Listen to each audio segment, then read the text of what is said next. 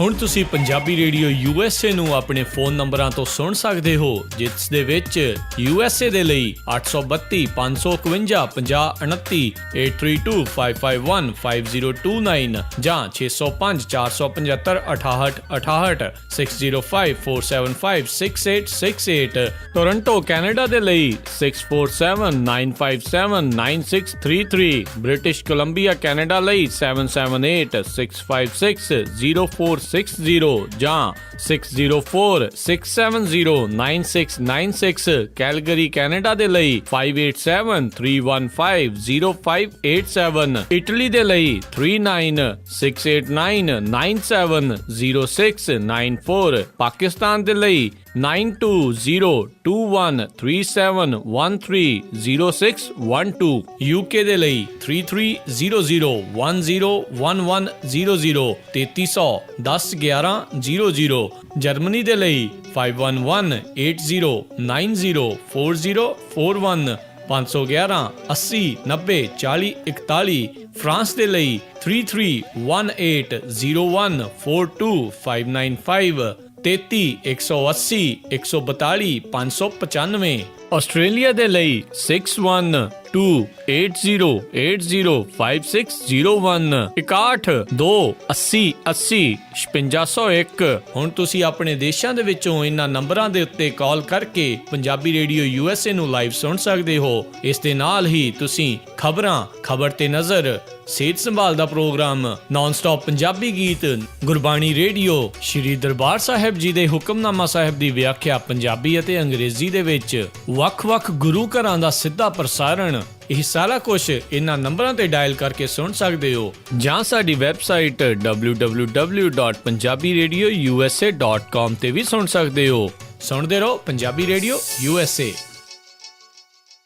Punjabi radio USA ਸੁਣ ਰਹੇ ਸਾਰੇ ਹੀ ਮਾਣਯੋਗ ਅਤੇ ਸਤਿਕਾਰਤ ਸਰੋਤਿਆਂ ਨੂੰ ਪੰਜਾਬੀ ਰੇਡੀਓ USA ਦੀ ਟੀਮ ਅਤੇ ਮੇਰੇ ਰਾਜਕਨਵੀਰ ਸਿੰਘ ਵੱਲੋਂ ਆਪ ਸਭ ਨੂੰ ਬਹੁਤ ਪਿਆਰ ਸਤਿਕਾਰ ਸਹਿਤ ਦੋਨੋਂ ਜੋੜ ਕੇ ਨਿੱਕੀ ਜਿਹੀ ਸਤਿ ਸ਼੍ਰੀ ਅਕਾਲ। ਸਭ ਨੂੰ ਜੀ ਆਇਆਂ ਨੂੰ ਆਖਦੇ ਹਾਂ।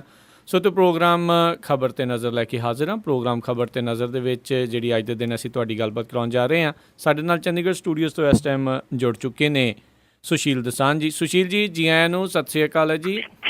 ਬਹੁਤ ਬਹੁਤ ਮਿਹਰਬਾਨੀ ਰਾਜਕਰਨਵੀਰ ਜੀ, ਤੇ ਪੰਜਾਬੀ ਰੇਡੀਓ USA ਦੇ ਸਾਰੇ ਸਰੋਤਿਆਂ ਨੂੰ ਵੀ ਸੁਸ਼ੀਲ ਦਸਾਂਝ ਦੀ ਪਿਆਰ ਭਰੀ ਸਤਿ ਸ਼੍ਰੀ ਅਕਾਲ, ਆਦਾਬ ਤੇ ਨਮਸਕਾਰ। ਪਿਆਰੇ ਦੋਸਤੋ, ਅਸੀਂ ਤੁਹਾਡੇ ਨਾਲ ਆ ਪ੍ਰੋਗਰਾਮ ਖਬਰ ਤੇ ਨਜ਼ਰ ਵਿੱਚ, ਤੇ ਖਬਰ ਦੇ ਨਜ਼ਰ ਵਿੱਚ ਅਸੀਂ ਪੰਜਾਬ ਤੇ ਦੇਸ਼ ਦੁਨੀਆ ਦੀਆਂ ਗੱਲਾਂ ਕਰਦੇ ਹਾਂ। ਥੋੜ੍ਹੇ ਵਿਸਥਾਰ ਦੇ ਨਾਲ ਖਬਰਾਂ ਤੁਹਾਡੇ ਕੋਲ ਪਹੁੰਚੀਆਂ ਹੁੰਦੀਆਂ, ਪਰ ਖਬਰਾਂ ਦੇ ਹੇਠਾਂ ਤਰਦਾ ਅਜਿਹਾ ਸੱਚ ਵੀ ਅਸੀਂ ਤੁਹਾਡੇ ਨਾਲ ਸਾਂਝਾ ਕਰਨਾ ਚਾਹੁੰਦੇ ਹੁੰਦੇ ਹਾਂ, ਜਿਹੜਾ ਕਈ ਵਾਰ ਨੰਗੀ ਅੱਖ ਨਾਲ ਨਹੀਂ ਦਿਖਾਈ ਦਿੰਦਾ। ਸੋ ਪੇਸ਼ ਹੈ ਸਾਡਾ ਅੱਜ ਦਾ ਖਬਰ ਤੇ ਨਜ਼ਰ ਪ੍ਰੋਗਰਾਮ, ਤੇ ਗੱਲਬਾਤ ਦਾ ਸਿਲਸਿਲਾ ਸ਼ੁਰੂ ਕਰਨਗੇ ਰਾਜਕਰਨਵੀਰ ਜੀ। ਜੀ, ਪ੍ਰੋਗਰਾਮ ਸ਼ੁਰੂ ਕਰਨ ਤੋਂ ਪਹਿਲਾਂ ਆਪਣੇ ਅੱਜ ਦੇ ਪ੍ਰੋਗਰਾਮ ਦੇ ਸਪਾਂਸਰਸ ਦਾ ਧੰਨਵਾਦ ਕਰਨਾ ਚਾਹੁੰਦੇ ਹਾਂ। ਖਾਲਸਾ ਇੰਸ਼ੋਰੈਂਸ ਏਜੰਸੀ ਵਾਲੇ, ਜਿਨ੍ਹਾਂ ਦੇ ਕੋਲੋਂ ਤੁਸੀਂ ਹਰ ਤਰ੍ਹਾਂ ਦੀ ਇੰਸ਼ੋਰੈਂਸ ਕਰਵਾ ਸਕਦੇ ਹੋ। ਘਰਾਂ, ਕਾਰਾਂ, life, taxi, commercial, gas station, liquor store, hotel, motel, shopping centre, apartment, restaurants ਦੀ ਇੰਸ਼ੋਰੈਂਸ ਕਰਦੇ ਨੇ। ਇਹਨਾਂ ਦਾ ਫ਼ੋਨ ਨੰਬਰ 4082722500, 4082722500। ਇਸ ਦੇ ਨਾਲ ਨਾਲ ਗੁਰਦੀਪ ਸਿੰਘ ਵਿਰਦੀ, ਪ੍ਰੀਤਮ ਸਿੰਘ, ਤਲਵਿੰਦਰ ਸਿੰਘ ਗਿੱਲ, ਸਤਨਾਮ ਸਿੰਘ ਸ਼ੇਰਗਿੱਲ, ਜਾਫੀ ਸਿੰਘ, ਸੁਖਾ ਸਿੰਘ ਅਤੇ Punjabi American senior citizen centre, Bakersfield, ਇਹਨਾਂ ਸਾਰਿਆਂ ਦਾ ਬਹੁਤ ਬਹੁਤ ਧੰਨਵਾਦ। ਜੇ ਤੁਸੀਂ ਜਾਂ ਕੋਈ ਹੋਰ ਕਾਰੋਬਾਰ ਇਸ ਪ੍ਰੋਗਰਾਮ ਨੂੰ ਸਪਾਂਸਰ ਕਰਨਾ ਚਾਹੁੰਦੇ ਹੋਣ, ਉਸ ਦੇ ਲਈ ਸੰਪਰਕ ਕਰ ਸਕਦੇ ਹੋ। ਨੰਬਰ 408 722 7698, 408 722 7698 ਦੇ ਉੱਤੇ। ਪ੍ਰੋਗਰਾਮ ਦੇ ਸ਼ੁਰੂਆਤ ਦੇ ਵਿੱਚ ਜਿਹੜੀ ਸਭ ਤੋਂ ਪਹਿਲੀ ਜਿਹੜੀ ਆਪਾਂ ਗੱਲ ਕਰਦੇ ਹਾਂ, ਜਿਹੜਾ ਇਸ ਟਾਈਮ ਜਿਹੜਾ ਮਾਮਲਾ ਪਿਛਲੇ ਹਫ਼ਤੇ ਦੇ ਵਿੱਚ ਭਖਿਆ ਵੀ, ਮੋਗੇ ਵਾਲਾ ਜਿਹੜਾ ਔਰਬਿਟ ਬੱਸ ਵਾਲਾ ਜਿਹੜਾ ਕਾਂਡ, ਉਸ ਨੂੰ ਲੈ ਕੇ ਕਾਫੀ ਜਿਹੜੀਆਂ ਪਾਰਟੀਆਂ ਦੇ ਵੱਲੋਂ, ਆਲਮੋਸਟ ਸਾਰੇ ਵਿਰੋਧੀ ਪਾਰਟੀਆਂ ਦੇ ਵੱਲੋਂ ਇਸ ਦੇ ਵਿਰੋਧ ਦੇ ਵਿੱਚ ਜਿਹੜੇ ਆ ਪੁਤਲੇ ਵੀ ਫੂਕੇ ਗਏ, ਵਿਰੋਧ ਪੂਰਾ ਕੀਤਾ ਗਿਆ। ਤੇ ਨਾਲ ਦੇ ਨਾਲ ਇਹ ਵੀ ਜਿਹੜੀ ਕੁਝ ਖਬਰ ਆ ਰਹੀ ਹੈ ਵੀ ਇੱਕ ਜਗ੍ਹਾ ਦੇ ਉੱਤੇ ਬੱਸ ਦੀ ਭੰਨ ਤੋੜ ਵੀ ਹੋਈ ਹੈ। ਇਸ ਟਾਈਮ ਲੇਟੈਸਟ ਇਸ ਦੇ ਉੱਤੇ ਕੀ ਅਪਡੇਟ ਹੈਗੀ ਆ?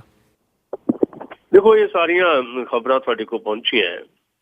ਅਸੀਂ ਇਹਦੇ 'ਚ ਅਸਲ 'ਚ ਜਿਹੜੀ ਬੇਸਿਕ ਗੱਲ ਕਰਨੀ ਚਾਹੁੰਦੇ ਇਹ ਹੈ ਵੀ ਪੰਜਾਬ ਦੇ ਵਿੱਚ ਇੱਕ ਚਿਣਕ ਤਾਂ ਲਾਜ਼ਮੀ ਤੌਰ ਦੇ ਉੱਤੇ ਹੈਗੀ ਹੈ।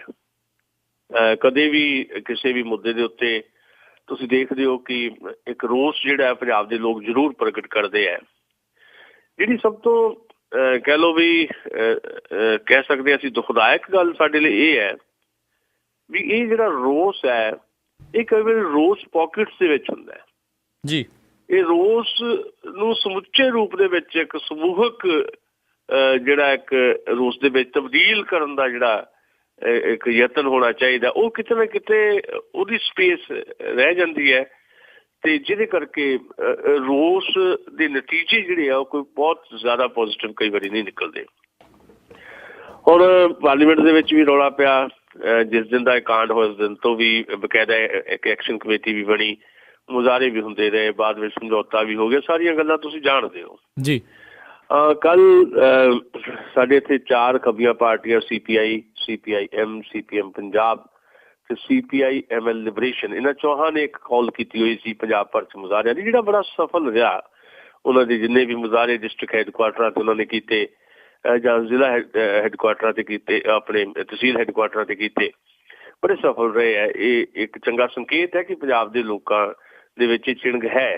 ਤੇ ਨਾਲ ਦੀ ਨਾਲ ਹੀ ਪੰਜਾਬ ਸਟੂਡੈਂਟ ਯੂਨੀਅਨ ਵੱਲੋਂ ਬੱਸਾਂ ਜਿਹੜੀਆਂ ਪ੍ਰਾਈਵੇਟ ਬੱਸਾਂ, ਹੋਰ ਬੱਸਾਂ ਜਿਹੜੀਆਂ ਧੱਕੇਸ਼ਾਹੀ ਕਰਦੀਆਂ ਤੇ ਕੁਝ ਬਾਦਲ ਸਾਹਿਬ ਦੀਆਂ ਹੋਰ ਬੱਸਾਂ ਵੀ ਵੱਖ-ਵੱਖ ਕੰਪਨੀਆਂ ਦੇ ਨਾਂ ਹੇਠ ਚੱਲ ਰਹੀਆਂ, ਉਹਨਾਂ ਦਾ ਵੀ ਮੁਜ਼ਾਹਰਾ ਕੀਤਾ ਗਿਆ। ਤੇ ਇੱਕ ਬੱਸ ਜਿਹੜੀ ਹੈ ਦੀਪ ਟਰਾਂਸਪੋਰਟ, ਨਿਊ ਦੀਪ ਟਰਾਂਸਪੋਰਟ ਕੰਪਨੀ ਦੀ ਬੱਸ ਜਿਹੜੀ ਹੈ ਜੀ, ਉਹਨੂੰ ਜਦੋਂ ਘੇਰ ਰਹੇ ਸੀ ਫਰੀਦਕੋਟ ਦੇ ਵਿੱਚ ਨੌਜਵਾਨ ਭਾਰਤ ਸਭਾ ਤੇ ਪੰਜਾਬ ਸਟੂਡੈਂਟ ਯੂਨੀਅਨ ਦੇ ਵਿਦਿਆਰਥੀ ਤੇ ਨੌਜਵਾਨ, ਤੇ ਉਦੋਂ ਉਸ ਕੰਪਨੀ ਦੇ ਕਰਿੰਦਿਆਂ ਨੇ, ਬੱਸ ਦੇ ਕਰਿੰਦਿਆਂ ਨੇ ਨੌਜਵਾਨਾਂ ਤੇ ਵਿਦਿਆਰਥੀਆਂ ਦੇ ਉੱਤੇ ਇੱਕ ਵਾਰ ਤਾਂ ਬੱਸ ਚੜਾਉਣ ਦੀ ਵੀ ਕੋਸ਼ਿਸ਼ ਕੀਤੀ ਜੀ, ਪੁਲਿਸ ਨੇ ਰੋਕਦਿਆਂ।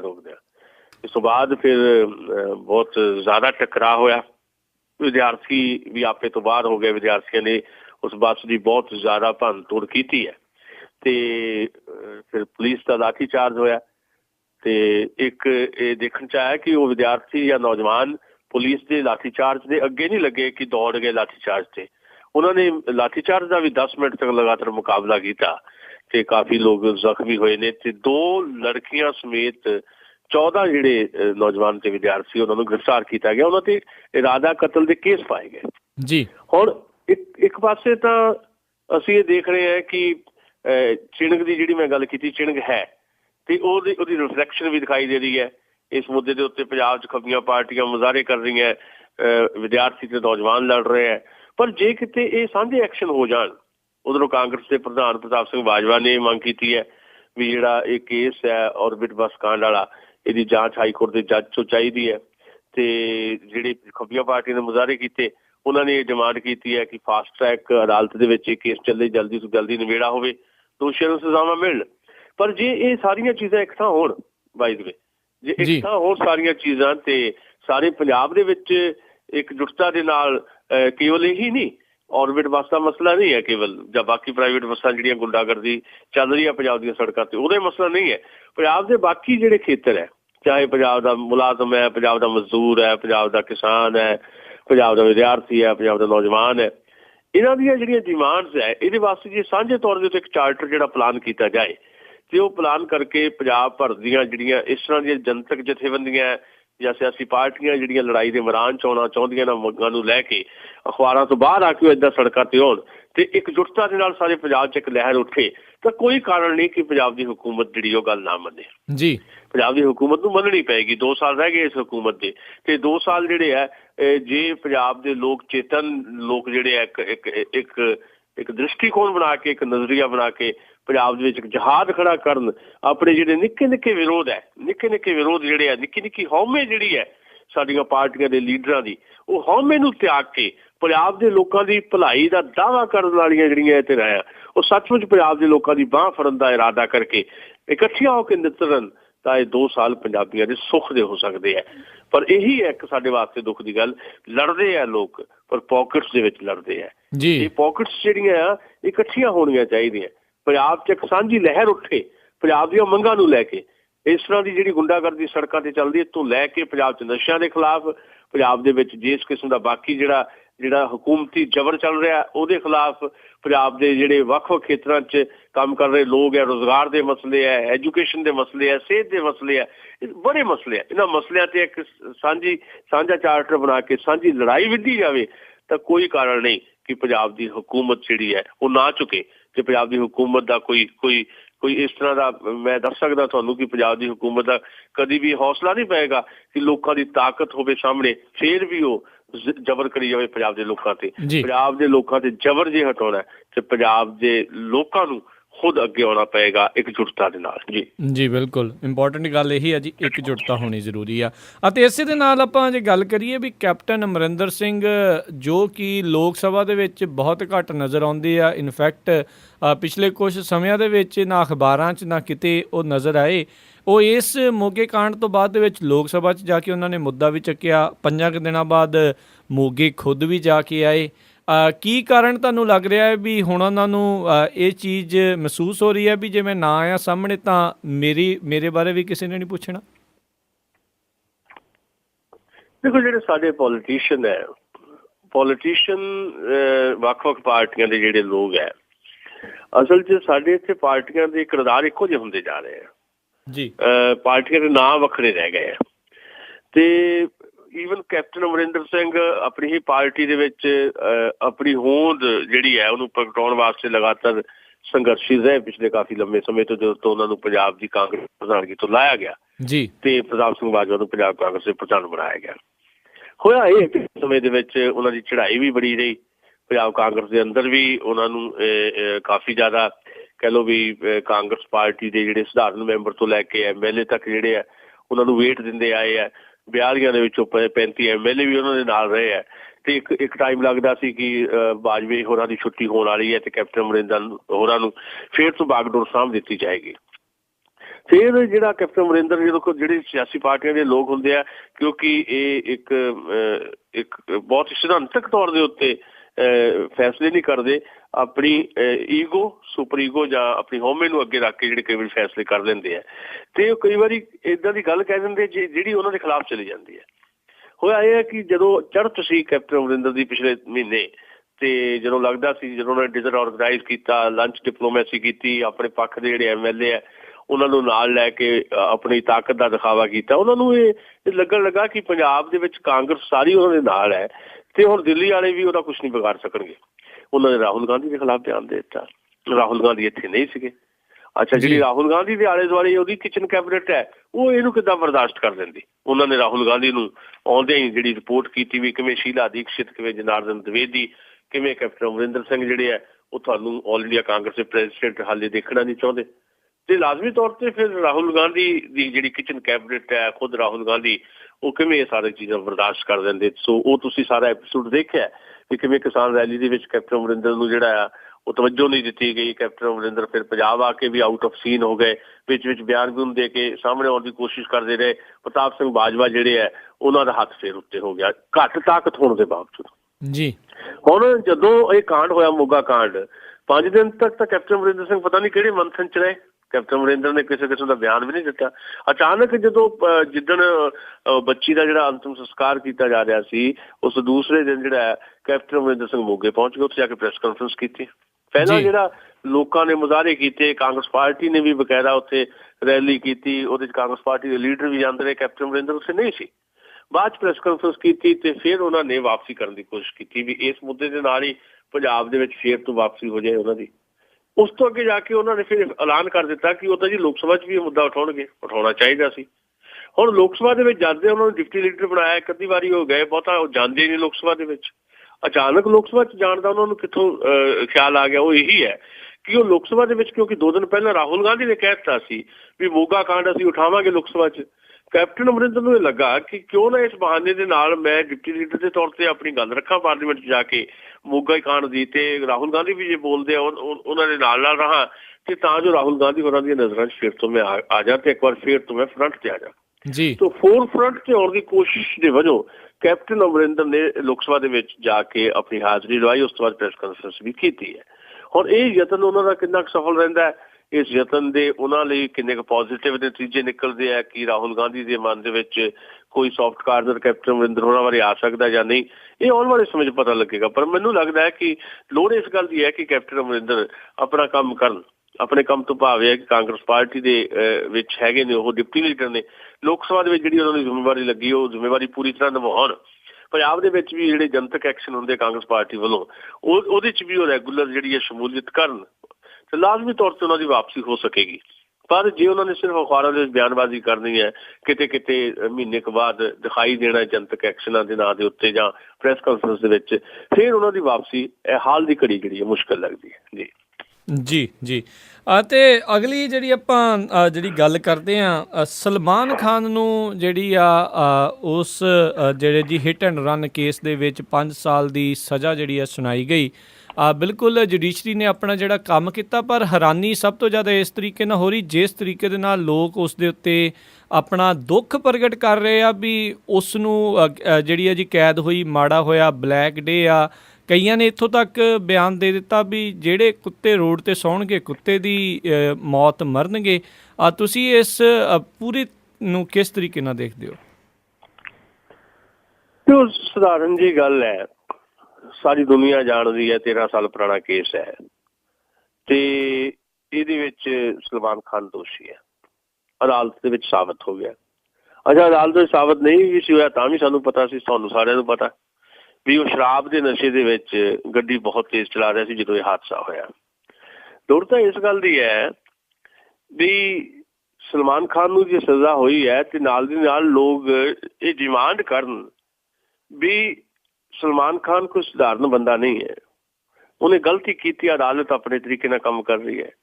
ਅਦਾਲਤ ਸਗੋਂ ਇੱਦਾਂ ਦਾ ਪ੍ਰਬੰਧ ਕਰੇ ਵੀ ਜਿਹੜੇ ਪੀੜਤ ਲੋਕ ਹੈ ਉਹਨਾਂ ਵਾਸਤੇ ਦੇਖੋ ਕੋਈ ਪੈਸੇ ਦੀ ਕਮੀ ਨਹੀਂ, ਉਹਨਾਂ ਵਾਸਤੇ ਸਗੋਂ ਬਹੁਤ ਤਕੜਾ ਇੱਕ ਜੁਰਮਾਨਾ ਵੀ ਸਲਮਾਨ ਖਾਨ ਨੂੰ ਲਾਇਆ ਜਾਏ ਤਾਂ ਜੋ ਜਿਹੜੇ ਪਰਿਵਾਰ ਬਰਬਾਦ ਹੋ ਗਏ ਉਹਨਾਂ ਦੀਆਂ ਜਿਹੜੀਆਂ ਅਗਲੀਆਂ ਪੀੜ੍ਹੀਆਂ ਆ ਉਹਨਾਂ ਦਾ ਗੁਜ਼ਾਰਾ ਚੱਲ ਸਕੇ। ਹੋ ਉਲਟ ਰਿਹਾ ਕਿ ਮੈਂ ਆਪ ਹੈਰਾਨ ਹੈ, ਤੁਸੀਂ ਜਿੱਦਾਂ ਗੱਲ ਦੱਸੀ ਹੈ ਵੀ ਸੋਸ਼ਲ ਸਾਈਟਸ ਦੇ ਉੱਤੇ ਇਸ ਗੱਲ ਦੇ ਬੜਾ ਦੁੱਖ ਪ੍ਰਗਟ ਕੀਤਾ ਜਾ ਰਿਹਾ ਕਿ ਸਲਮਾਨ ਖਾਨ ਨੂੰ ਜੇਲ੍ਹ ਹੋ ਗਈ। ਇਹ ਤਾਂ ਬੜੀ ਮਾੜੀ ਗੱਲ ਹੋਈ। ਇਸ ਤਰ੍ਹਾਂ ਦੀਆਂ ਜਿਹੜੀਆਂ ਗੱਲਾਂ ਆ ਇਹ ਸੰਵੇਦਨਾ ਦੀ ਮੌਤ ਦਾ ਸੰਕੇਤ ਹੈ ਜੀ। ਅੱਛਾ, ਅਸਲ 'ਚ ਜਿਹੜੀ ਪਿਛਲੇ ਦਿਨਾਂ ਦੇ ਵਿੱਚ ਜਿਹੜੀ ਸਭ ਤੋਂ ਮਾੜੀ ਗੱਲ ਹੋਈ ਹੈ ਓਵਰਆਲ ਜੇ ਆਪਾਂ ਗੱਲ ਕਰੀਏ ਤਾਂ ਉਹ ਇਹੀ ਹੋਈ ਹੈ ਕਿ ਸੰਵੇਦਨਾ ਦੀ ਮੌਤ ਹੋ ਗਈ ਹੈ। ਅਸੀਂ ਜਿਹੜਾ ਮਨੁੱਖ ਹੈ, ਸਾਡਾ ਭਾਰਤੀ ਮਨੁੱਖ ਦਾ ਜੇ ਮੈਂ ਜ਼ਿਕਰ ਕਰਾਂ, ਉਹ ਸੰਵੇਦਨਹੀਣ ਹੁੰਦਾ ਜਾ ਰਿਹਾ ਹੈ। ਯਾਨੀ ਇਸ ਕਿਸਮ ਦਾ ਮਾਹੌਲ ਬਣ ਗਿਆ ਹੈ ਕਿ ਜੇ ਮੈਨੂੰ ਕੋਈ ਤਕਲੀਫ ਹੈ ਤਾਂ ਗੱਲ ਹੋਵੇ, ਮੈਨੂੰ ਤਕਲੀਫ ਹੈ, ਮੇਰੇ ਹੱਕ 'ਚ ਕੋਈ ਨਾ ਕੋਈ ਗੱਲ ਹੋਵੇ। ਪਰ ਜੇ ਬੇਗਾਨੀ ਤਕਲੀਫ ਹੈ, ਮੇਰੇ ਸਾਹਮਣੇ ਭਾਵੇਂ ਕੋਈ ਬੰਦਾ ਮਰ ਰਿਹਾ ਤਾਂ ਉਹ ਮੇਰੀ ਤਕਲੀਫ ਨਹੀਂ ਬਣਦੀ। ਇਹ ਜਿਹੜਾ ਇੱਕ ਮਾਨਸਿਕਤਾ ਅਸੀਂ ਬਣਾ ਲਈ ਹੈ, ਇਹ ਮਾਨਸਿਕਤਾ ਬਹੁਤ ਖਤਰਨਾਕ ਹੈ ਤੇ ਸਾਡੇ ਘੱਟੋ ਘੱਟ ਭਾਰਤੀ ਮਨੁੱਖ ਦਾ ਜਿਹੜਾ ਭਵਿੱਖ ਹੈ ਉਹਨੂੰ ਬਹੁਤ ਜ਼ਿਆਦਾ ਖਤਰਨਾਕ ਤੁਸੀਂ ਮੰਨ ਸਕਦੇ ਹੋ ਕਿ ਮਨੁੱਖ ਇਕੱਲਾ ਰਹਿਣ ਵਾਲਾ ਆਉਣ ਵਾਲੇ ਸਮੇਂ ਦੇ ਵਿੱਚ। ਮਨੁੱਖ ਜਿਹੜਾ ਆ ਉਹ ਸ਼ਬਦ ਦੇ ਨਾਲ ਜਿਉਂਦਾ ਹੈ, ਡਾਇਲੋਗ ਦੇ ਨਾਲ ਜਿਉਂਦਾ ਹੈ ਤੇ ਡਾਇਲੋਗ ਤੇ ਸ਼ਬਦ ਜਿਹੜਾ ਮਨੁੱਖ ਤੋਂ ਖੋਇਆ ਜਾ ਰਿਹਾ। ਸੋ ਸਲਮਾਨ ਖਾਨ ਨੂੰ ਜੇਲ੍ਹ ਅਦਾਲਤ ਨੇ ਆਪਣਾ ਕੰਮ ਕੀਤਾ ਤੇ ਉਹਨੂੰ ਨਾਲ ਦੀ ਨਾਲ 2 ਦਿਨ ਦੀ ਅੰਤਰਿਮ ਜ਼ਮਾਨਤ ਵੀ ਮਿਲ ਗਈ। ਉਹ ਹਾਈ ਕੋਰਟ ਚਲ ਜਾਏਗਾ, ਉਹ ਫਿਰ ਜ਼ਮਾਨਤ ਤੇ ਰਹੇਗਾ। ਹਾਈ ਕੋਰਟ 'ਚ ਵੀ ਫੈਸਲਾ ਜਿੱਥੇ ਹੋਣਾ ਚਾਹੀਦਾ, ਜਿਹੜੇ ਪੀੜਤ ਲੋਕਾਂ ਨੂੰ ਇਨਸਾਫ ਮਿਲਣਾ ਚਾਹੀਦਾ, ਬੰਦਾ ਕੋਈ ਵੀ ਹੋਵੇ। ਜੇ ਕੋਈ ਜਨ ਸਧਾਰਨ ਬੰਦਾ ਆ, ਉਹਨੂੰ ਜੇਲ੍ਹ ਹੋ ਜਾਵੇ, ਉਹਨੂੰ ਕੁਛ ਹੋ ਜਾਵੇ, ਉਹਨੂੰ ਫਾਂਸੀ ਤੱਕ ਹੋ ਜਾਵੇ ਤੇ ਸਾਨੂੰ ਕੋਈ ਫਿਕਰ ਨਹੀਂ ਰਹਿੰਦਾ। ਜੇ ਸਲਮਾਨ ਖਾਨ ਵਰਗਾ ਬੰਦਾ ਜੇ ਉਹਨੂੰ 5 ਸਾਲ ਵਾਸਤੇ ਜੇਲ੍ਹ ਹੋ ਗਈ, ਜਿਹਦੇ ਵਿੱਚੋਂ ਬਹੁਤਾ ਸਮਾਂ ਉਹਨੇ ਰਹਿਣਾ ਨਹੀਂ ਜੇਲ੍ਹ ਦੇ ਵਿੱਚ ਜੀ, ਕਿਉਂਕਿ ਅਦਾਲਤ ਦੇ ਵਿੱਚ ਜਾਂ ਅਦਾਲਤੀ ਪ੍ਰਕਿਰਿਆ ਦੇ ਵਿੱਚ ਬਹੁਤ ਸਾਰੀਆਂ ਚੋਰ ਮੋਰੀਆਂ ਵੀ ਹੈ, ਫਿਰ ਸਾਨੂੰ ਤਕਲੀਫ ਹੋ ਜਾਂਦੀ ਹੈ। ਦੂਜੀ ਗੱਲ, ਅਭਿਜੀਤ ਵਰਗਾ ਜਿਹੜਾ ਗਾਇਕ ਹੈ ਉਹਦਾ ਜਿਸ ਕਿਸਮ ਦਾ ਬਿਆਨ ਆਇਆ ਉਹਦੀ ਜਿੰਨੀ ਨਿੰਦਾ ਕੀਤੀ ਜਾਵੇ ਘੱਟ ਹੈ। ਸਗੋਂ ਮੈਂ ਤਾਂ ਕਹਿੰਦਾ ਇਹਦੇ ਤੇ ਕਾਨੂੰਨ ਨੂੰ ਖੁਦ ਨੋਟਿਸ ਲੈਣਾ ਚਾਹੀਦਾ। ਜੀ ਜੀ ਜੀ। ਮੁੰਬਈ ਹਾਈ ਕੋਰਟ ਇਹਦੇ ਤੇ ਖੁਦ ਨੋਟਿਸ ਲਵੇ ਕਿ ਜਿਹੜੀ ਜਨਤਾ ਦੇ ਖਿਲਾਫ ਉਹਨੇ ਬਿਆਨ ਦਿੱਤਾ ਕਿ ਜੇ ਕੁੱਤਾ ਸੜਕ ਤੇ ਸੌਏਗਾ ਤੇ ਕੁੱਤੇ ਦੀ ਮੌਤ ਮਰੇਗਾ, ਇਹ ਸੜਕ ਕਿਸੇ ਗਰੀਬ ਦੇ ਪਿਓ ਦੀ ਨਹੀਂ ਹੈ, ਤਾਂ ਅਸੀਂ ਉਲਟਾ ਸਵਾਲ ਕਰ ਸਕਦੇ ਹਾਂ ਵੀ ਇਹ ਸੜਕ ਅਭਿਜੀਤ ਦੇ ਪਿਓ ਦੀ ਵੀ ਨਹੀਂ ਹੈ ਤੇ ਸਲਮਾਨ ਦੇ ਪਿਓ ਦੀ ਵੀ ਨਹੀਂ ਹੈ ਵੀ ਜੋ ਮਰਜ਼ੀ ਇੱਥੇ ਦਰੜੀ ਜਾਓ ਤੁਸੀਂ ਲੋਕਾਂ ਨੂੰ ਕੀੜੇ ਮਕੌੜੇ ਸਮਝੀ ਜਾਓ। ਇਹ ਜਿਹੜੀ ਗੱਲ ਹੈ ਇਹਦੇ ਤੇ ਖੁਦ ਉਹਨੇ ਜਿਹੜਾ ਟੈਗ ਕੀਤਾ ਸੀ, ਅਭਿਜੀਤ ਨੇ ਬਹੁਤ ਸਾਰੇ ਲੋਕਾਂ ਨੂੰ ਟੈਗ ਕੀਤਾ ਟਵਿੱਟਰ ਦੇ ਉੱਤੇ ਤੇ ਖੁਦ ਫਿਲਮ ਸਟਾਰ ਜਿਹੜੇ ਕਈ ਹੈ ਇਸ ਗੱਲੋਂ ਨਾਰਾਜ਼ ਹੈ। ਈਵਨ ਸੋਨਾਕਸ਼ੀ ਸਿਨਹਾ ਜਿਹੜੀ ਸ਼ਤਰੂਘਨ ਸਿਨਹਾ ਦੀ ਬੇਟੀ ਹੈ, ਜਿਹੜੀ ਸਲਮਾਨ ਖਾਨ ਦੇ ਨਾਲ ਹੀਰੋਇਨ ਦਾ ਰੋਲ ਵੀ 1-2 ਫਿਲਮਾਂ 'ਚ ਉਹਨੇ ਕੀਤਾ ਹੈ, ਦਬੰਗ ਫਿਲਮ ਦੇ ਵਿੱਚ ਵੀ ਇਹਦੇ ਨਾਲ ਸੀ ਸਲਮਾਨ ਖਾਨ ਦੇ, ਉਹਨੇ ਵੀ ਬੜੀ ਨਾਰਾਜ਼ਗੀ ਪ੍ਰਗਟ ਕੀਤੀ। ਉਹਨੇ ਇੱਕ ਲਾਈਨ ਤੇ ਲਿਖੀ ਹੈ ਕਿ ਮੈਨੂੰ ਹਮਦਰਦੀ ਹੈ ਸਲਮਾਨ ਖਾਨ ਦੇ ਨਾਲ। ਪਰ ਅਭਿਜੀਤ ਨੇ ਜਿਸ ਤਰ੍ਹਾਂ ਦੀ ਟਿੱਪਣੀ ਕੀਤੀ ਹੈ, ਇਸ ਤਰ੍ਹਾਂ ਦੀ ਟਿੱਪਣੀ ਜਿਹੜੀ ਹੈ ਬਿਲਕੁਲ ਵੀ ਠੀਕ ਨਹੀਂ ਹੈ, ਬਿਲਕੁਲ ਵੀ ਸ਼ੋਭਾ ਨਹੀਂ ਦਿੰਦੀ। ਮੈਨੂੰ ਟੈਗ ਕਿਵੇਂ ਕਰ ਲਿਆ, ਮੈਨੂੰ ਟੈਗ ਨਹੀਂ ਸੀ ਕਰਨਾ ਚਾਹੀਦਾ। ਅਭਿਜੀਤ ਨੇ ਸੋਨਾਕਸ਼ੀ ਸਿਨਹਾ ਲਿਖ ਰਹੀ ਹੈ, ਠੀਕ ਹੈ। ਮੈਂ ਇਹ ਕਹਿਣਾ ਚਾਹੁੰਦਾ ਕਿ ਇਹਦੀ ਨਿੰਦਾ ਹੋ ਰਹੀ ਹੈ, ਚਫੇਰੋਂ ਨਿੰਦਾ ਹੋ ਰਹੀ ਹੈ, ਦੇਸ਼ ਭਰ 'ਚ ਵੀ ਨਿੰਦਾ ਹੋ ਰਹੀ, ਪੋਲੀਟੀਕਲ ਪਾਰਟੀਆਂ ਵੀ ਇਹਦੀ ਨਿੰਦਾ ਕਰ ਰਹੀਆਂ। ਪਰ ਅਦਾਲਤ ਨੂੰ ਇੱਦਾਂ ਦੇ ਮਾਮਲੇ ਇੱਕ ਕਿਸਮ ਦਾ ਕ੍ਰਾਈਮ ਹੈ। ਤੁਸੀਂ ਸਧਾਰਨ ਜਿਹੜਾ ਮਨੁੱਖ ਹੈ ਬੰਦਾ ਜਿਹਦੇ ਕੋਲ ਹੈ ਕੀ ਹੈ, ਉਹਦੇ ਕੋਲ ਕੋਈ ਨਹੀਂ ਸਧਾਰਨ ਬੰਦਾ ਜਿਹੜਾ ਆ ਜਿਹਨੂੰ 2 ਵਕਤ ਦੀ ਰੋਟੀ ਵੀ ਨਹੀਂ ਮਿਲਦੀ, ਉਹਦੇ ਕੋਲ ਉਹਦਾ ਆਸਰਾ ਤਾਂ ਰਾਤ ਨੂੰ ਸੜਕ ਦਾ ਫੁੱਟਪਾਥ ਹੀ ਹੈ, ਤੇ ਉਹ ਫੁੱਟਪਾਥ ਵੀ ਖੋਹ ਲੈਣਾ ਚਾਹੁੰਦਾ ਅਭਿਜੀਤ ਵਰਗਾ ਬੰਦਾ। ਸੋ ਇਸ ਕਰਕੇ ਉਹਦੇ ਤੇ ਮੈਨੂੰ ਲੱਗਦਾ ਕਿ ਅਦਾਲਤ ਨੂੰ ਖੁਦ ਨੋਟਿਸ ਲੈਂਦਿਆਂ ਹੋਇਆ ਕਾਰਵਾਈ ਕਰਨੀ ਚਾਹੀਦੀ ਹੈ। ਜੀ ਜੀ ਜੀ ਬਿਲਕੁਲ। ਅਤੇ ਅਗਲੀ ਜਿਹੜੀ ਆਪਾਂ ਗੱਲ ਕਰਾਂਗੇ, ਜਿੱਦਾਂ ਪਿਛਲੇ ਦਿਨਾਂ ਦੇ ਵਿੱਚ ਜ਼ਿਕਰ ਕਰ ਰਹੇ ਸੀ ਆਪਾਂ ਬੈਂਸ ਭਰਾਵਾਂ ਦਾ, ਤੇ ਉਹਨਾਂ ਨੇ ਐਲਾਨ ਕੀਤਾ ਵੀ ਉਹ ਹੁਣ ਇੱਕ ਨਵੀਂ ਪਾਰਟੀ ਬਣਾਉਣਗੇ। ਦੇਖੋ, ਹਰ ਬੰਦੇ ਨੂੰ ਹੱਕ ਹੈ ਕਿ ਉਹ ਕੋਈ ਪਾਰਟੀ ਬਣਾਉਣਾ ਚਾਹੁੰਦਾ ਪਾਰਟੀ ਬਣਾਵੇ, ਆਜ਼ਾਦ ਰਹਿਣਾ ਚਾਹੁੰਦਾ ਆਜ਼ਾਦ ਰਵੇ, ਕਿਸੇ ਪਾਰਟੀ ਜਾਣਾ ਚਾਹੁੰਦਾ ਜਾਵੇ, ਉਹਨਾਂ ਦੀ ਆਪਣੀ ਸਮਝਦਾਰੀ ਹੈ। ਪਰ ਅਸੀਂ ਇਹ ਸਮਝਦੇ ਹਾਂ ਕਿ ਪੰਜਾਬ ਦੇ ਵਿੱਚ ਇਸ ਵੇਲੇ ਪੋਲੀਟੀਕਲ ਪਾਰਟੀ ਦੀ ਸਪੇਸ ਤਾਂ ਹੈ ਇੱਕ ਵੱਖਰੇ ਬਦਲ ਵਾਸਤੇ ਜੀ। ਪਰ ਜਿੱਦਾਂ ਬੈਂਸ ਭਰਾਵਾਂ ਦਾ ਅਸੀਂ ਜ਼ਿਕਰ ਪਿਛਲੇ ਪ੍ਰੋਗਰਾਮਾਂ ਦੇ ਵਿੱਚ ਵੀ ਕੀਤਾ ਹੈ, ਉਹਨਾਂ ਨੇ ਨੋ ਡਾਊਟ ਇੱਕ ਆਪਣਾ ਜਿਹੜਾ ਅਕਸ ਹੈ ਉਹ ਇੱਕ ਜਨਤਕ ਲੀਡਰ ਦੇ ਤੌਰ ਤੇ ਵਿਕਸਿਤ ਕਰ ਲਿਆ, ਤੇ ਆਪਣੇ ਜਿਹੜੇ ਉਹਨਾਂ ਦੇ ਹਲਕੇ ਆ ਲੁਧਿਆਣੇ ਸ਼ਹਿਰ ਦੇ ਵਿੱਚ ਜਿਹੜੇ ਵਿਧਾਨ ਸਭਾ ਹਲਕਿਆਂ ਤੋਂ ਦੋਨੋਂ ਭਰਾ ਜਿੱਤੇ ਆ, ਉਹਨਾਂ 'ਚ ਤਾਂ ਉਹਨਾਂ ਨੇ ਆਪਣੇ ਪੈਰ ਪੱਕੇ ਕਰ ਹੀ ਲਏ ਆ। ਉਹਨਾਂ ਨੇ ਲੁਧਿਆਣਾ ਸਾਰਾ ਸ਼ਹਿਰ ਜਿਹੜਾ ਹੈ ਤੇ ਲੁਧਿਆਣੇ ਦੇ ਆਲੇ ਦੁਆਲੇ ਜਿਹੜੇ ਕੁਝ ਪੇਂਡੂ ਦਾ ਏਰੀਏ ਵੀ ਹੈਗੇ ਉੱਥੇ ਤੱਕ ਵੀ ਆਪਣੀ ਪੈਠ ਬਣਾਈ ਹੈ ਜੀ। ਤੇ ਨੋ ਡਾਊਟ ਇਹ ਉਹਨਾਂ ਦਾ ਇੱਕ ਤੁਸੀਂ ਕਹਿ ਸਕਦੇ ਹੋ ਵੀ ਉਹਨਾਂ ਦਾ ਕੰਮ ਕਰਨ ਦਾ ਜਿਹੜਾ ਤਰੀਕਾ ਰਿਹਾ, ਲੋਕਾਂ ਨਾਲ ਜੁੜਨ ਦਾ ਜਿਹੜਾ ਤਰੀਕਾ ਰਿਹਾ, ਰੇਤ ਮਾਫੀਆ ਦੇ ਖਿਲਾਫ ਜਿੱਦਾਂ ਦਾ ਉਹਨਾਂ ਨੇ ਪਿਛਲੇ ਦਿਨਾਂ ਸੰਘਰਸ਼ ਕੀਤਾ, ਉਹਦਾ ਉਹਨਾਂ ਨੂੰ ਫਰੂਟ ਮਿਲਿਆ, ਲਾਭ ਮਿਲਿਆ। ਪਰ ਇੱਥੋਂ ਬਹੁਤ ਜ਼ਿਆਦਾ ਓਵਰ ਕੌਨਫੀਡੈਂਟ ਹੋ ਕੇ, ਉਤਸ਼ਾਹਤ ਹੋ ਕੇ ਪੰਜਾਬ ਦੇ ਵਿੱਚ ਇੱਕ ਵੱਖਰੀ ਪਾਰਟੀ ਬਣਾਉਣ ਦੇ ਦਾਅਵੇ ਕਰਨੇ ਉਹ ਬੜੇ ਔਖੇ ਕਾਰਜ ਹੈ ਜੀ। ਆਮ ਆਦਮੀ ਪਾਰਟੀ ਸਾਡੇ ਸਾਹਮਣੇ ਹੈ, ਉਸ ਤੋਂ ਪਹਿਲਾਂ ਪੀਪਲਜ਼ ਪਾਰਟੀ ਵੀ ਰਹੀ ਹੈ। ਹੁਣ ਆਮ ਆਦਮੀ ਪਾਰਟੀ ਜਿਹੜੀ ਹੈ, ਜੇ ਪੰਜਾਬ ਦੇ ਵਿੱਚ ਉਹ ਤਨਦੇਹੀ ਨਾਲ ਕੰਮ ਕਰੇ, ਪਿਛਲੀਆਂ ਗਲਤੀਆਂ ਤੋਂ ਸਬਕ ਲਵੇ ਤੇ 2017 ਨੂੰ ਟਾਰਗੇਟ ਕਰਕੇ ਜਨਤਕ ਸੰਘਰਸ਼ਾਂ 'ਚ ਨਿਤਰੇ, ਜਿਵੇਂ ਪਿਛਲੇ ਦਿਨਾਂ ਦੇ ਵਿੱਚ ਮੋਗਾ ਕਾਂਡ ਦੇ ਵਿੱਚ ਵੀ ਆਮ ਆਦਮੀ ਪਾਰਟੀ ਕਾਫੀ ਐਕਟਿਵ ਹੋਈ ਹੈ। ਸੋ ਸਪੇਸ ਉਹਦੀ ਬਣਦੀ ਹੈ ਇਸ ਵੇਲੇ ਪੰਜਾਬ ਦੇ ਵਿੱਚ ਆਮ ਆਦਮੀ ਪਾਰਟੀ ਦੀ, ਤੇ ਜੇ ਉਹ ਸਹੀ ਤਰੀਕੇ ਨਾਲ ਚੱਲਣ, ਬੈਂਸ ਭਰਾ ਪਾਰਟੀ ਤਾਂ ਬਣਾ ਲੈਣਗੇ ਪਰ ਲੁਧਿਆਣੇ ਤੋਂ ਬਾਹਰ ਉਹਨਾਂ ਦੀ ਪਾਰਟੀ ਜਿਹੜੀ ਹੈ ਕੋਈ ਨਹੀਂ ਉਹਨੂੰ ਪੁੱਛੇਗਾ। ਸੋ ਉਹਨਾਂ ਦਾ ਇਹ ਸਟੈਪ ਜਿਹੜਾ ਹੈ ਸ਼ਾਇਦ ਆਤਮਘਾਤੀ ਵੀ ਹੋ ਸਕਦਾ ਹੈ। ਉਹਨਾਂ ਨੂੰ ਇਹ ਕਰਨ ਲੱਗਿਆ 100 ਵਾਰ ਸੋਚਣਾ ਚਾਹੀਦਾ, ਭਾਵੇਂ ਹਾਲੇ ਐਲਾਨ ਹੀ ਕੀਤਾ ਕੋਈ ਜਥੇਬੰਦਕ ਢਾਂਚਾ ਉਹਨਾਂ ਨੇ ਨਹੀਂ ਬਣਾਇਆ, ਪਰ ਬੈਂਸ ਭਰਾਵਾਂ ਦਾ ਪਾਰਟੀ ਬਣਾ ਕੇ ਸਾਰੇ ਪੰਜਾਬ ਦੇ ਵਿੱਚ ਇਕਸਾਰ ਤਰੀਕੇ ਦੇ ਨਾਲ ਆਪਣਾ ਉਭਾਰ ਕਰ ਲੈਣਾ, ਜਾਂ ਆਪਣੀ ਪਾਰਟੀ ਦੇ ਆਲੇ ਦੁਆਲੇ ਜਿਹੜੇ ਹੈ ਲੋਕਾਂ ਦਾ ਇਕੱਠ ਕਰ ਲੈਣਾ ਜਾਂ ਲੋਕਾਂ ਨੂੰ ਜੋੜ ਲੈਣਾ, ਬਹੁਤ ਔਖਾ ਟਾਸਕ ਹੈ। ਸੋ ਮੈਨੂੰ ਲੱਗਦਾ ਕਿ ਉਹਨਾਂ ਦਾ ਇਹ ਫੈਸਲਾ ਜਿਹੜਾ ਆ ਉਹਨਾਂ ਵਾਸਤੇ ਜਿਹੜਾ ਆ ਸ਼ਾਇਦ ਬਹੁਤਾ ਮੁਤਫਿਕ ਨਾ ਰਹੇ। ਜੀ ਜੀ ਜੀ। ਅਤੇ ਜਾਂਦੇ ਜਾਂਦੇ ਆਪਾਂ ਅੱਜ ਦੀ ਅਖੀਰਲੀ ਗੱਲ ਕਰਾਂਗੇ ਵੀ ਲੋਕ ਸਭਾ ਦੇ ਵਿੱਚ ਜਿਹੜਾ GST ਬਿੱਲ ਆ ਉਹ ਉਸ ਦੇ ਉੱਤੇ ਤਾਂ ਮੋਹਰ ਲੱਗ ਗਈ ਆ, ਕੀ ਲੱਗਦਾ ਹੈ ਵੀ ਰਾਜ ਸਭਾ ਦੇ ਵਿੱਚੋਂ ਵੀ ਇਹ ਪਾਸ ਹੋ ਸਕਦਾ? ਦੇਖੋ, ਜਿਹੜੇ ਬਿੱਲ ਹੈਗੇ ਆ ਜਿਹੜੇ ਕਾਫੀ ਲੰਮੇ ਸਮੇਂ ਤੋਂ ਅਟਕੇ ਪਏ ਆ ਜੀ, ਤੇ ਉਹਨਾਂ ਬਿੱਲਾਂ ਦੇ ਉੱਤੇ ਬਹੁਤ ਸਾਰੀ ਡਿਬੇਟ ਹੋ ਰਹੀ ਹੈ। ਤੇ ਲੋਕ ਸਭਾ ਦੇ ਵਿੱਚ ਜਿਹੜਾ ਬਿੱਲ ਦਾ ਤੁਸੀਂ ਜ਼ਿਕਰ ਕੀਤਾ GST ਬਿੱਲ, ਜਿਹਨੂੰ ਵਸਤੂ ਅਤੇ ਸੇਵਾ ਕਰ ਜਿਹਨੂੰ ਕਹਿੰਦੇ ਆ ਜੀ, ਉਹ ਬਿੱਲ ਜਿਹੜਾ ਪਾਸ ਤਾਂ ਕਰ ਦਿੱਤਾ ਗਿਆ, ਪਰ ਬਕਾਇਦਾ ਜਿਹੜੀ ਓਪੋਜੀਸ਼ਨ ਹੈ, ਕਾਂਗਰਸ ਪਾਰਟੀ ਹੈ, ਬਾਕੀ ਕੁਝ ਪਾਰਟੀਆਂ ਨੇ ਵੀ ਇਸ ਮੁੱਦੇ ਦੇ ਉੱਤੇ ਵਾਕਆਊਟ ਕੀਤਾ। ਸੋ ਜਿਹੜੀ ਰਾਜ ਸਭਾ ਦਾ ਇਸ਼ੂ ਹੈ, ਰਾਜ ਸਭਾ ਦੇ ਵਿੱਚ ਜਿਹੜੀ ਹੈ ਸਰਕਾਰ ਜਿਹੜੀ ਹੈ ਬਹੁਮਤ ਵਿੱਚ ਨਹੀਂ ਹੈ ਜੀ। ਸੋ ਜੇ ਪੋਲੀਟੀਕਲ ਪਾਰਟੀਆਂ ਜਿਹੜੀਆਂ ਵਿਰੋਧ ਵਾਲੀਆਂ ਪਾਰਟੀਆਂ ਹੈਗੀਆਂ, UPA ਦੇ ਨਾਲ ਵੀ ਜਿਹੜੀਆਂ ਰਹੀਆਂ, ਜਾਂ ਲੈਫਟ ਵੀ ਜਿਹੜਾ ਆ, ਜਾਂ ਬਾਕੀ ਜਿਹੜੀਆਂ ਪਾਰਟੀਆਂ ਵੀ ਹੈ, ਤੇ ਪਿਛਲੇ ਦਿਨਾਂ ਦੇ ਵਿੱਚ ਜਿੱਦਾਂ ਜਨਤਾ ਪਰਿਵਾਰ ਜਿਹੜਾ ਫਿਰ ਤੋਂ ਇੱਕਮਿਕ ਹੋਇਆ, ਤੇ ਜੇ ਰਲ ਕੇ ਕੋਈ ਉਹਨਾਂ ਦਾ ਕੋਈ ਜੁਗਾੜ ਬਣੇਗਾ ਤੇ ਇਸ ਬਿੱਲ ਦੇ ਖਿਲਾਫ ਭੁਗਤਣਗੇ, ਤੇ ਲਾਜ਼ਮੀ ਤੌਰ ਦੇ ਉੱਤੇ ਸਰਕਾਰ ਨੂੰ ਰਾਜ ਸਭਾ ਦੇ ਵਿੱਚ ਇਸ ਬਿੱਲ ਨੂੰ ਪਾਸ ਕਰਾਉਣ ਵਾਸਤੇ ਬਹੁਤ ਜ਼ਿਆਦਾ ਮੁਸ਼ਕਿਲ ਦੀ ਸਥਿਤੀ ਦਾ ਸਾਹਮਣਾ ਕਰਨਾ ਪੈ ਸਕਦਾ ਹੈ। ਇਕੱਲਾ ਇਹੀ ਨਹੀਂ, ਹੋਰ ਬਹੁਤ ਬਿੱਲ ਵੀ ਅਟਕੇ ਹੋਏ ਆ। ਖਾਸ ਤੌਰ ਦੇ ਉੱਤੇ ਜਿਹੜਾ ਜ਼ਮੀਨ ਅਕਵਾਇਰ ਬਿੱਲ ਹੈ, ਉਹ ਇੱਕ ਚੁਣੌਤੀ ਸਰਕਾਰ ਵਾਸਤੇ ਕਿ ਉਹ ਕਿੱਦਾਂ ਪਾਸ ਕਰਵਾਉਣਾ। ਸੋ ਇਹ ਸਾਰੇ ਚੈਲੰਜ ਨੇ, ਪਰ ਪ੍ਰਧਾਨ ਮੰਤਰੀ ਤਾਂ ਹੁਣ ਇਹਨਾਂ ਦਿਨਾਂ ਦੇ ਵਿੱਚ ਚੀਨ ਦੀ ਯਾਤਰਾ ਤੇ ਜਾਣ ਵਾਲੇ ਨੇ ਜੀ ਜੀ ਜੀ, ਉਹ ਭਾਰਤ ਵਿੱਚ ਘੱਟ ਰਹਿੰਦੇ ਨੇ, ਤੇ ਸਾਰੀਆਂ ਚੀਜ਼ਾਂ ਕਿੱਦਾਂ ਮੈਨੇਜ ਕਰਨਗੇ, ਇਹ ਆਪਣੇ ਆਪ ਦੇ ਵਿੱਚ ਸ਼ਾਇਦ ਉਹਨਾਂ ਵਾਸਤੇ ਬਹੁਤ ਵੱਡੀ ਚੁਣੌਤੀ ਵੀ ਹੈ। ਜੀ ਜੀ ਬਿਲਕੁਲ ਜੀ, ਦੌਰੇ ਦੇ ਉੱਤੇ ਦੌਰਾ ਜਿਹੜਾ ਉਹਨਾਂ ਦਾ ਚੱਲ ਰਿਹਾ ਹੈ ਬਾਹਰ ਦਾ। ਤੇ ਬਹੁਤ ਬਹੁਤ ਧੰਨਵਾਦ ਸੁਸ਼ੀਲ ਦੋਸਾਂਝ ਜੀ, ਤੁਸੀਂ ਸਾਡੇ ਨਾਲ ਜੁੜੇ, ਇਹਨਾਂ ਖਬਰਾਂ ਦੇ ਬਾਰੇ ਸਾਨੂੰ ਇਹ ਜਾਣਕਾਰੀ ਦਿੱਤੀ। ਅਗਲੇ ਬੁਲੇਟਿਨ ਤੱਕ ਲਈ ਤੁਹਾਡਾ ਬਹੁਤ ਬਹੁਤ ਧੰਨਵਾਦ, ਮਿਹਰਬਾਨੀ, ਸਤਿ ਸ਼੍ਰੀ ਅਕਾਲ। ਸ਼ੁਕਰੀਆ।